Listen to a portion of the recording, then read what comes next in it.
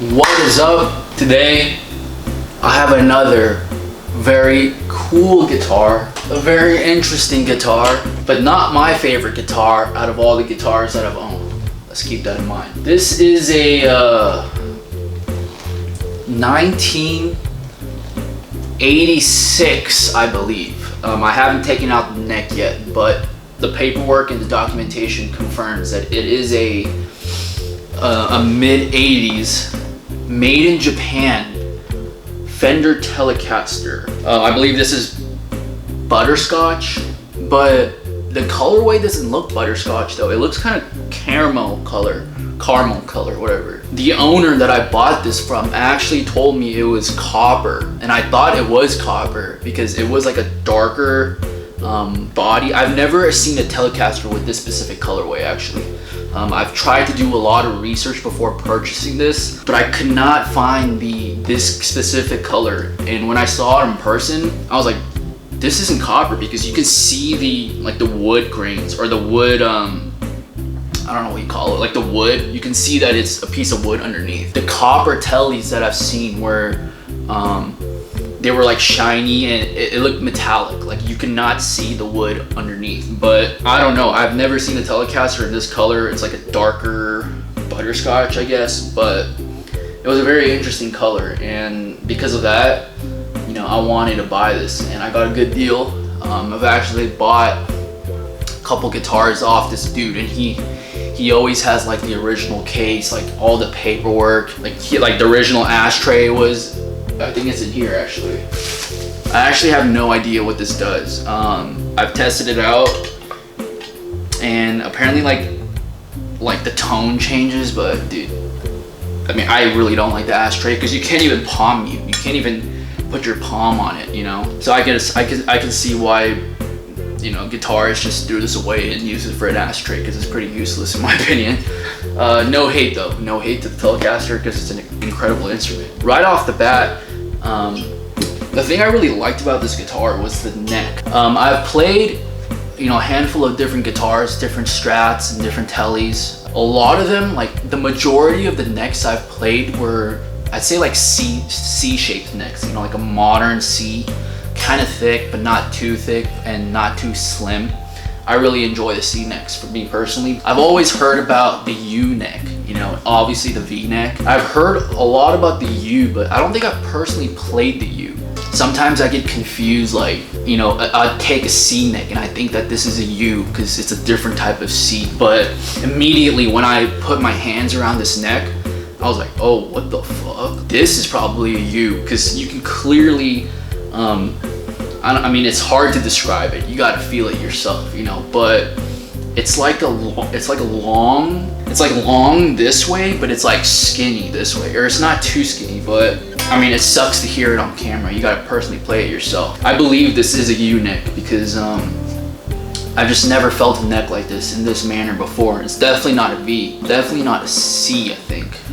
But I'm pretty sure it's a U. It's a very comfortable neck. I really enjoy it.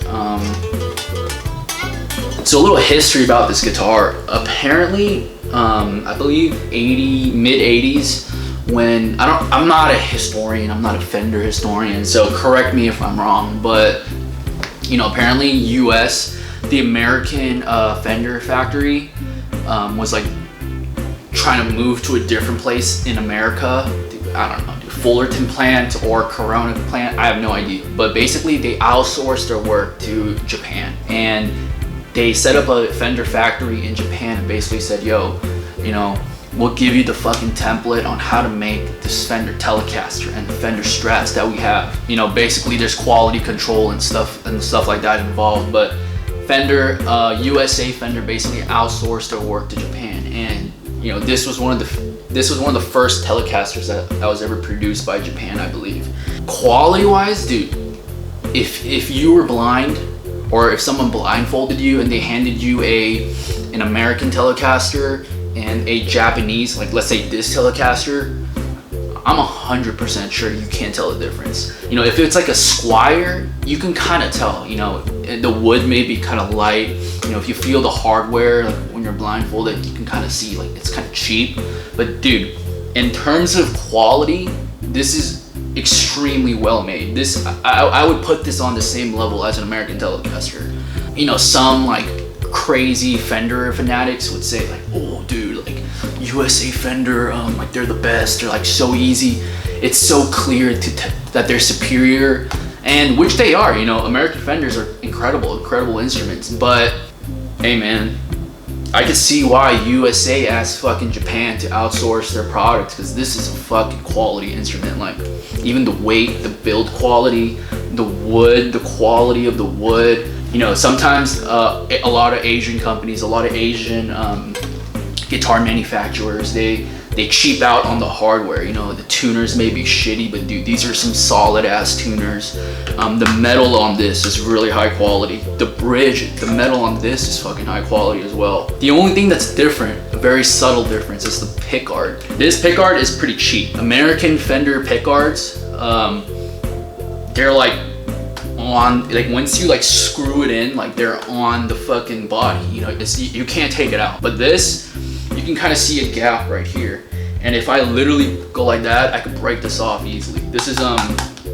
they're both plastic. American pickguards and Japanese pickguards or other pickguards are all plastic, but I can tell that this is an inferior plastic. You know, I think that they did this because they were just mass producing it. Obviously the American Telecasters are also mass produced, but maybe they were making more of these, I don't know. Another very subtle difference is the nails. A USA Telecaster nail has, I'm not a nail expert either, but they have like the four, you need like a traditional screwdriver to take the nails out, like the 4-point screw, whatever.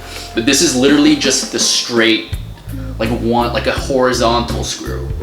I mean, that's a really small difference, but that's one of the details I noticed. And it's for all the nails on every part. This part is horizontal, this part is horizontal, this is horizontal. Dude, even the tuner nails are horizontal, which is pretty interesting. Oh, even the back plate is horizontal. What? So I thought that was a very interesting fact.